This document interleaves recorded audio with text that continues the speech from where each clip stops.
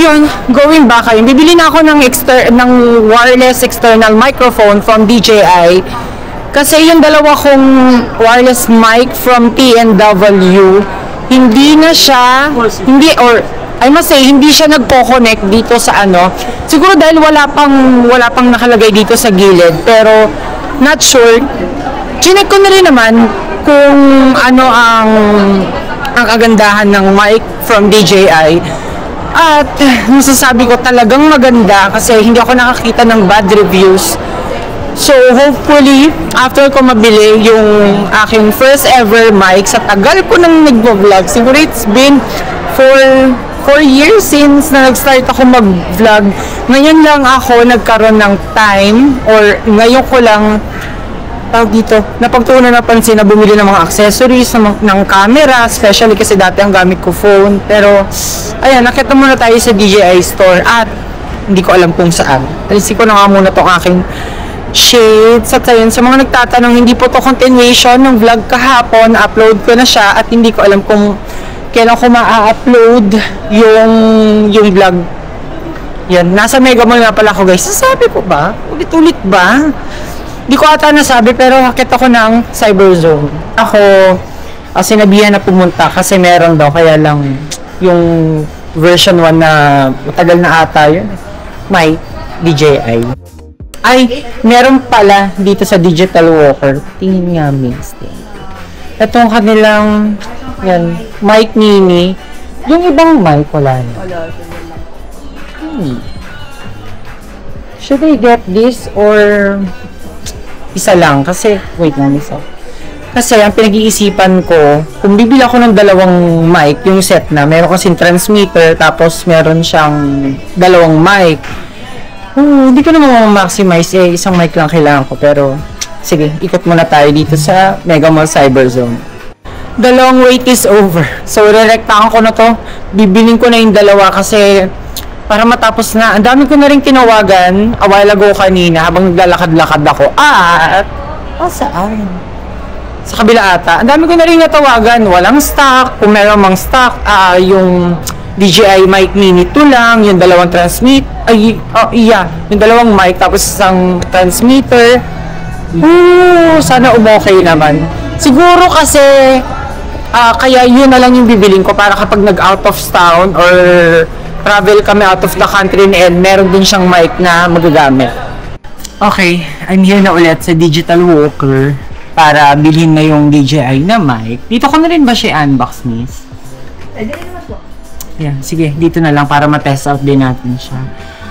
I'm super excited pero malaki-laking lagasan na naman na mangyayari. Pero para malinaw na rin, guys, yung voice ko kapag nagsasalita at papa-explain ko rin kay ate kung paano nga ba siya nagfa-function kasi mahirap din naman na nakarely lang sa panonood sa online. Okay na, pinaprocess na lang yung para dun sa documents at yung sa warranty.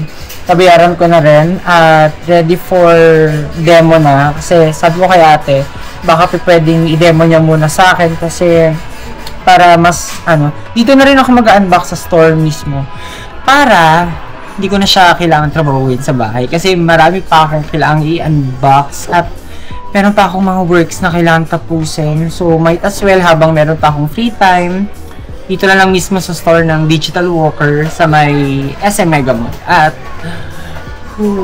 nga pala, yung MacBook din pala, Digital Walker ko din pala, I don't know pero i-confirm ko kasi nasa akin pa yung resibo ng aking MacBook pero Digital Walker din yon sa may The Loop pala.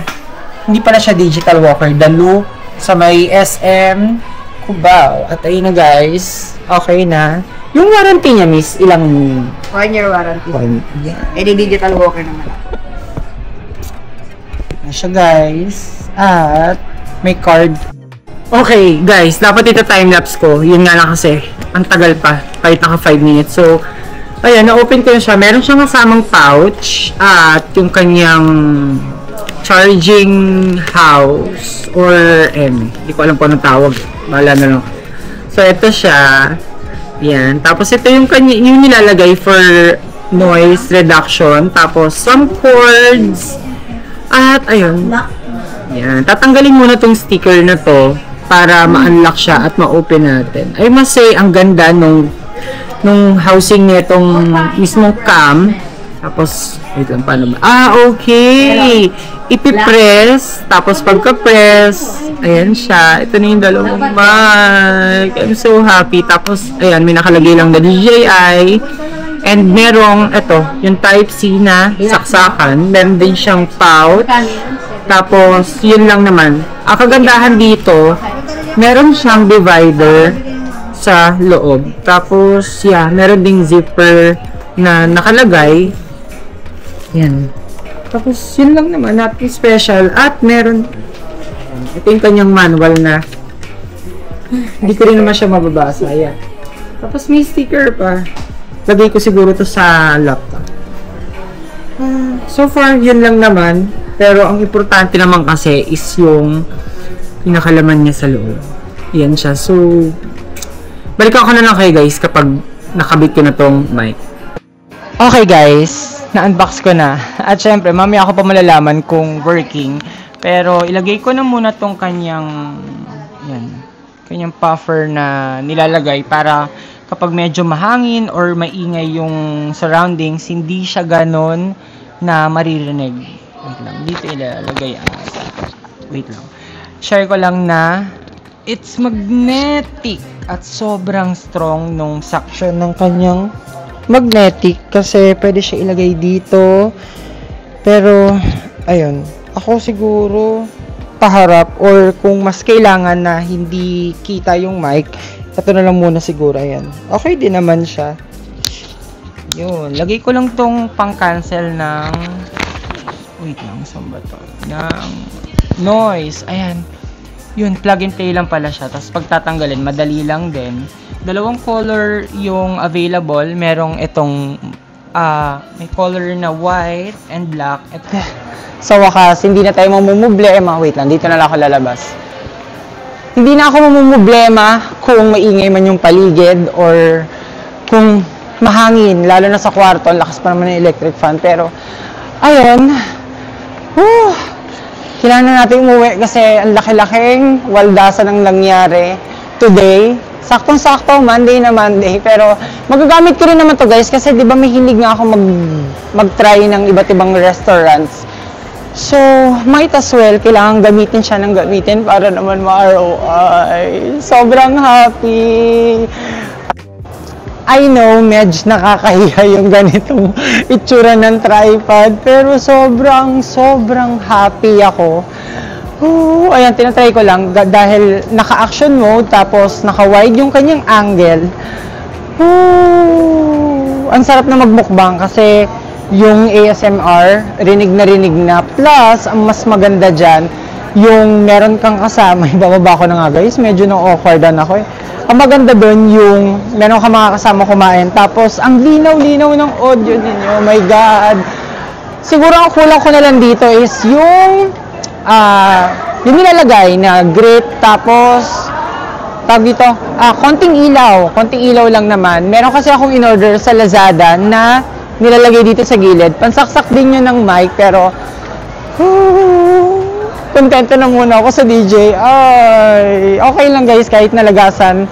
Ang importante, mas gumanda yung quality ng vlogs natin kasi itong vlogging talaga, tinuturing ko to as memories ng life ko. Para kapag dumating yung time na, syempre, tumanda, makikita ko na, nag-vlog pala ako ng ganito. Doon nakabili pala ako. Chu. Okay guys, I'm home. Kauwi ko lang. At wait, check ko itong aking bagong mic. Okay. Naka-on naman yung kanyang noise cancellation. At, eto na siya. Yun. Ay, pakita ko muna bago ako mag-unbox ng mga pinamili ko from TikTok shop. Most of my pinamili sa online ay mga delata.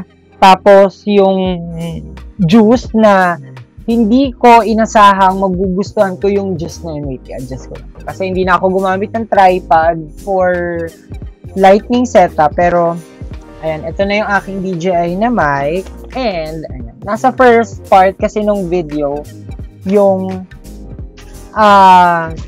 pagbili ko nito. So, hindi na ako magkakaroon ng special review nito. Basta, rekta na yan. So, para sa first, etong item na to, ay matagal nang, medyo naninibago kasi ako sa mic. So, itong item na to, ay matagal nang dumating dito sa, ano ba yung sinasabit-sabit pa? Dito sa aking bahay. So, ito rin yung nasa-share ko na sa inyo, matagal na iniinom ko from Daily Plus. Ayan, ito siya. Ayan, Daily Plus. Matagal na sila na-stock kasi medyo busy nga ang person. So, might as well na ipakita ko sila sa inyo kapag marami na ako ulit deliveries. Pero kasi kahapon, dumating yung 4 na parcels na pinamili ko. Ito lang siya. So, bumili lang ako ng 2 set neto for only 1,200 plus pesos. 2 sets na siya. Buy 2, take 1. If I'm not mistaken. Ayan. Buy 2, take 1 for 668 pesos. Okay na rin kasi ilang months ko na rin naman siyang ginagamit. At, ayun. May mga backlogs pa ako na kailangan asikasuhin. Kaya napapatingin ako sa aking phone. I-unbox ko lang siya isa-isa. So, ang dumating sa akin ay... Yeah, wait. Okay. Since 2 set, ang dumating sa akin, 2 collagen. Yan, 2 collagen. Lapit natin. Tapos, 4 na... Pasensya na kagay sa background kasi medyo makalat. At sa aking table, sobrang daming gamit. So, ito. 2 neto, tapos 2 din. So, bali, 4 na piraso. Kasi kapag bumili kayo ng 2 pirasong ganito, meron kasamang libreng isa netong collagen. So, ilagay ko lang muna sila. After ng vlog, oops, wait lang. Nahirapan ako. Yan. After ng vlog, tsaka ko sila ayusin. Tapos, syempre, ang aking favorite na avocado flavor from Lux Beauty na grabe, sobra. Ever since na umorder ako sa kanila ng 2 neto, hindi na nawawala yung mga palibre. Ayan. Tapos, meron kasamang net for, open ko na nga lang din, meron kasamang net for soap. Ayan, hindi na rin naman bago sa akin to. Mag-restock lang tayo kasi ayoko na uubusan. Hindi ako sanay. Ayun, yan, avocado lang. Pero baka siguro sa next purchase ko, ang kunin ko na ay yung kanila namang cantaloupe melon. Yan, yan lang siya. Another restock para dun sa ating mga pampa-fresh na item. Ayan. 2 piraso lang muna yung binili ko kasi meron akong item na biniling juice naman siya. Juice naman yun. So, dito ko na lang din ilalagay. Ito na siguro. Ito na yung start na i-unbox natin. Hindi ko sure kung ano yung laman nito. Kasi kahapon nung dineliver, isang bagsakan ko. Ito na nga. Pero ang pinagtataka ko, bakit in-order ko to ng naka-pouch. Yeah, supposed to be dapat naka-pouch yung juice na to. Pero up until now, naka-box pa rin siya. Buti na lang nga, hindi ko siya nagupit kasi baka mabutas ko. Pero dinandaan ko naman kasi yung pag-open sa kanya. So, ito na siya. Perfectly naka-sealed. Ayun. Ay. Kala ko pa naman din naka-pouch. Pero, doon pa rin pala sila sa kanilang packaging na naka-box. Maganda sana yung naka-pouch para easy to carry na magdala ng maraming stock. So, ito siya. Ito yung vampire shot. Alam ko, nakapag-share ako sa inyo ng vampire shot sa aking previous na vlog. Okay din to. Ang in-order ko lang is blue lemonade juice. Kasi yun yung juice na nasarapan ako. Ayan lang siya. Ang messy ng unboxing. Pero ito na siya. Ayan. 3 piraso lang neto. Nakuha ko lang, binibenta to for only 900 plus, pero na-check out ko lang siya ng 832 pesos. By 3 na yun by 3 box na yun. Yan. Tapos ang akala ko pa naka-pouch, pero okay na rin naman yan. Blue lemonade juice. Dito ko na lang muna sa itatambak, guys, para mamaya, after ng vlog, wala namang natapon. After ng video na to, saka ko sila isasalansan sa kanilang mga designated na lagayan. Okay. Para naman sa next, itong ating pangatlong parcel na i-open ay, hindi ko na siya, wait lang, ilang piraso ba to? I think, umorder ako ng 24 pieces. Yeah, from Mega. Ito siya, guys. Reason kung bakit ako bumili nito, nire-purchase ko lang to kasi sobra ako nasarapan. Although, umorder na ako ng first set nito na pinakita ko rin sa last vlog. Ayun, bumili lang ulit ako. Nag-restock ako para hindi kami maubusan netong, alam mo to, 5, 10, 15, 20. 24. Yeah, 24 pieces ng, ito siya. Yan. 24 pieces ng Mega Squid.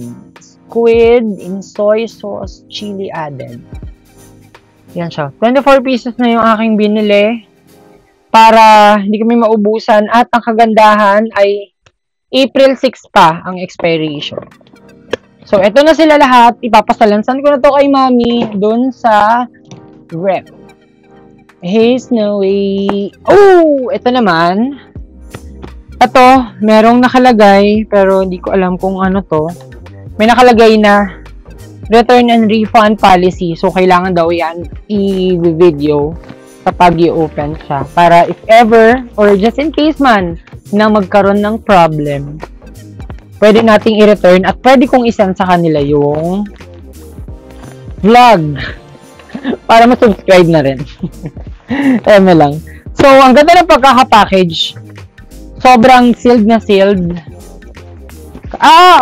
Okay. Wait lang. Sa box, merong ganyan. So, indicator na may nag-leak. Pero sana wala naman. Ayan, open ko lang dito. Open lang din natin dito sa side. Ito lang ang medyo crucial sa pag-unbox ng mga canned goods. Dahil sobra silang sealed. Ang hirap nila minsan i-open. Pero, this is a blessing. Yan. Oops. Yan. Ano to? Bakit? Merong nag-leak? Pero wala naman. Ayan. Bumili lang ako na itong San Marino tuna paella. Okay. Ito yung nag-leak. Merong isang nag-leak, pero okay na rin naman. Yan. So far, isa lang naman. At where's my tissue?